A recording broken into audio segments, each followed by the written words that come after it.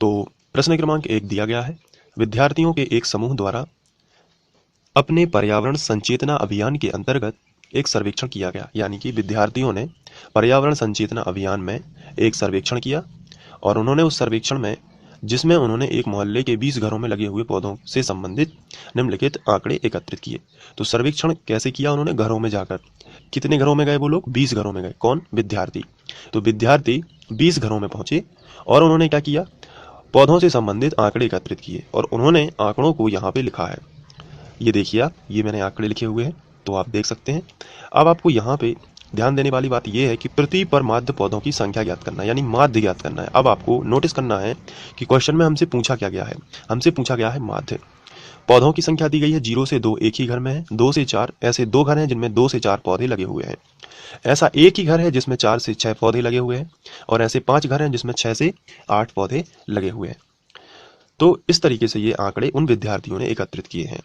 आप में से कुछ विद्यार्थी ऐसे हो सकते हैं जिन्हें क्वेश्चन समझ में ना आया हो, तो आप उसकी कोई भी टेंशन ना लीजिए।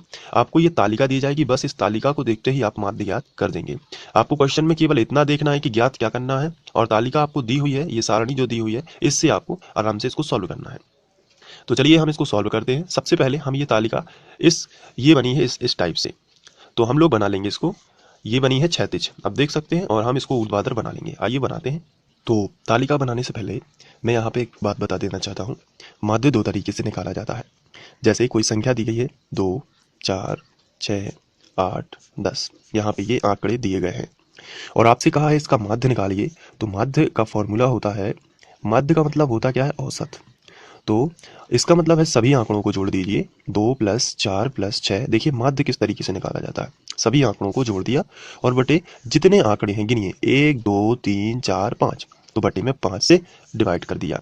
तो 4 और 2 6, 6 और 6 12, 12 और 8 20, 20 और 10 कितने हो गए? 30, और बटे में कितना है? 5, 5 से डिवाइड हो जाएगा, 5 छक्का 30। ये देखिए माध्य कितना आ गया? 6। तो अगर सिंपल आंकड़े दिए गए हों तो माध्य का फॉर्मूला होता है सभी आंकड़ों का योग बटे सभी आंकड़ों की संख्या। तो इस तरीके से माध्य निकाल सकते हैं। लेकिन जब हमें इस तरीके के आंकड़े नहीं दिए गए हैं, तब हमें फॉर्मूला लगाना पड़ता है एक्स डैश, ये माध्य से दर्शाते हैं। एक्स डैश जो है ये किसके लिए है? सिंबल माध्य के लिए है। तो माध्य एक्स डैश बराबर होगा सिग्मा एफ एक्स बटे सिग्मा एफ। इस x का जो मतलब है वो है मध्य बिंदु। तो ये सब चीजें मैं अभी आपको बता रहा हूं कि ये मध्य बिंदु क्या कहलाता है, और f का मतलब होता है बारंबारता। तो ये फॉर्मूला कब लगेगा माध्य का? इसमें क्यों नहीं लगा ये? इसमें इसलिए नहीं लगा ये वाला क्योंकि जब हमें वर्ग अंतराल दिए गए हैं, जैसे हमें क्वेश्चन में दिया गया है इस तरीके से, आप यहाँ पे देख सकते हैं, ये कहलाता है वर्ग अंतराल। 0 से 2, 2 से 4। तो इस तरीके से अगर हमें इतने बस आंकड़े दिए गए होते, जैसे 1 2 1 5 6 2 3, तो हम डायरेक्ट माध्य निकाल लेते। लेकिन यहाँ पे दिया गया है वर्ग अंतराल साथ में।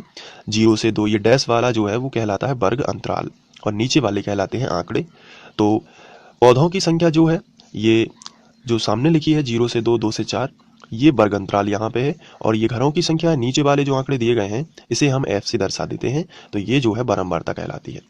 तो अब यहाँ पे हम देखेंगे कि हमें तालिका कैसे, जब इस तरीके का हमें कुछ फिगर दिया गया हो और हमें माध्य ज्ञात करना हो, तो दो तो ये है, दो तालिका या दो स्तंभ तो ये बने हुए हैं, और दो हमें माध्य ज्ञात करने के लिए बनाना पड़ता है। तो टोटल 4 स्तंभ हमें बनाने पड़ेंगे, इसलिए मैंने आपको ये बताया है। तो देखिए इस तरीके से हमने 4 स्तंभ बना लिए हैं, 1 2 3 4।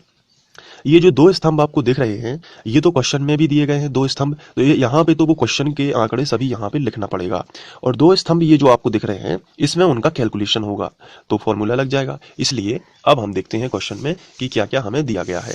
जैसे अगर क्वेश्चन की बात की जाए तो यहाँ पे सबसे पहले लिखा है पौधों की संख्या, तो हम यहाँ पे भी लिख लेते हैं पौधों की संख्या। इसके बाद हमें क्वेश्चन में दिया गया है नीचे घरों की संख्या, तो हमने यहाँ पे लिख लिया घरों की संख्या, और सेकंड वाले को एफ से दर्शाते हैं क्योंकि ये बारंबारता है, फ्रीक्वेंसी है, इसलिए हम यहाँ पे एफ नाम दे देंगे। अब पौधों की संख्या की बात की जाए तो यहाँ पे 0 से 2, 2 से 4, 4 से 6 इस तरीके से लिखा है। तो सबसे पहले लिखा है 0 से 2, फिर लिखा है 2 से 4, आप बुक में देख सकते हैं अपने। तो मैं यहाँ पे लिखना स्टार्ट करता हूँ, 0 से 2, फिर 2 से 4, फिर 4 से 6, फिर 6 से 8, फिर 8 से है 10, फिर है 10 से 12 यहाँ पे, और फिर है 12 से 14। ये हमने यहाँ पे लिख लिया। अब इनको थोड़ा आगे बढ़ा देते हैं। इसके बाद हम आगे लिखेंगे घरों की संख्या। तो क्वेश्चन में हमें घरों की संख्या जो दी गई है, आप बुक में अपने देख लीजिए। 1, इसके सामने फिर लिखना है 2, फिर दिया गया है 1, फिर 6 से 8 में दिया गया है 5, फिर 8 से 10 में दिया गया है 6, और फिर 10 से 12 में दिया गया है 2, और इसके बाद 12 से 14 में दिया गया है 3। तो यहाँ पे हमने ये सब लिख लिया। अब हम इसके बाद यहाँ पे ये वाली लाइन, क्षैतिज लाइन खींच लेते हैं। तो इस तरीके से हमने लाइंस खींच ली। अब आपको भी एग्जाम में ऐसी लाइन खींचना है, उससे क्या होता है, सभी आंकड़े स्पष्ट दिखाई देते हैं कि इसके ये हैं और इसके ये हैं। अब हमें मध्य बिंदु x निकालना होगा। माध्य निकालने की ये प्रोसेस है, आपको एक एक बात ध्यान रखनी है। तो हम यहाँ पे लिखेंगे मध्य बिंदु x, मध्य बिंदु, तो हम यहाँ पे इसे मध्य बिंदु लिख लेंगे। अब इन दोनों को जोड़कर मध्य बिंदु कैसे निकालते हैं वो देख लीजिए। जैसे यहाँ पे लिखना है, यहाँ पे भी मध्य बिंदु लिखना है, यहाँ पे हर जगह इन दोनों को जोड़कर 2 का भाग दे दीजिए।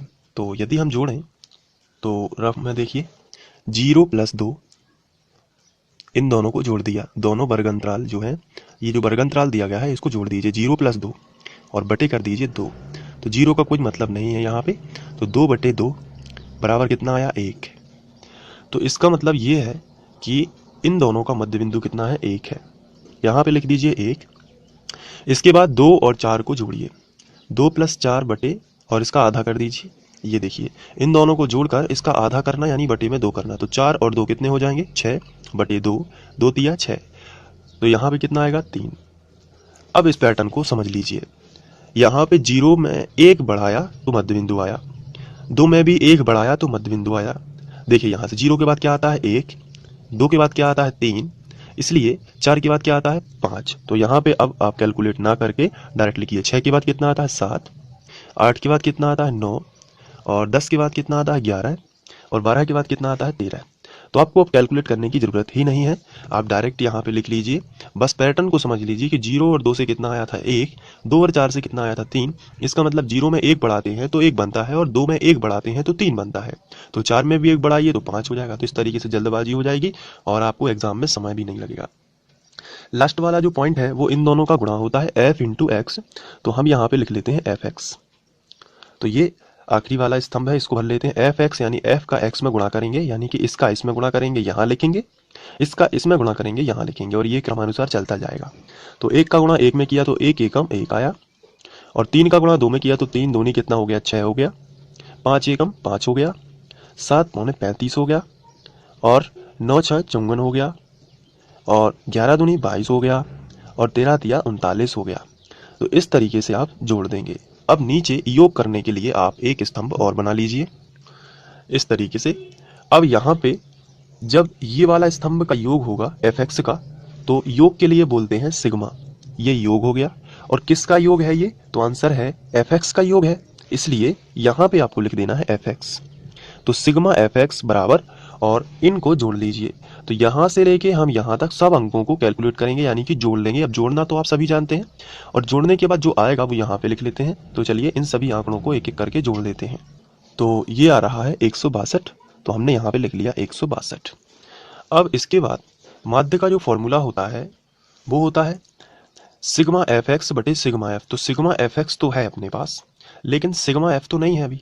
तो सिग्मा f कैसे आएगा, जब f का सिग्मा करोगे यानी f का टोटल करोगे, तो f ये है, तो यहाँ पे हम सिग्मा f लिखेंगे। आपको ध्यान रखना है कि सिग्मा x नहीं करना है, सिग्मा x नहीं होगा, मध्य बिंदु का सिग्मा कभी नहीं होता, सिग्मा fx होगा या सिग्मा f होगा। तो यहाँ पे सिग्मा f करेंगे, तो इन सब को जोड़ेंगे। तो क्वेश्चन में भी लिखा है कि 20 विद्यार्थी हैं, 20 घर हैं, तो यहाँ पर घरों की संख्या 20 ही है, इसलिए हम इनको जोड़ेंगे तो 20 ही आपको मिलेगा। तो ये देखिए इन सभी को जोड़ने से हमें मिलता है 20, तो हमने यहाँ पे लिख लिया 20। अब हम ये वाला फॉर्मूला लगा देंगे, दोनों के मान है, बस डिवाइड करना है और आसानी से ये हल हो जाएगा।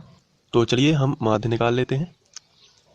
तो हम यहाँ पे लिखते हैं आंकड़ों का माध्य x डैश बराबर सिग्मा fx बटे सिग्मा f। ये हमने फॉर्मूला लिख लिया।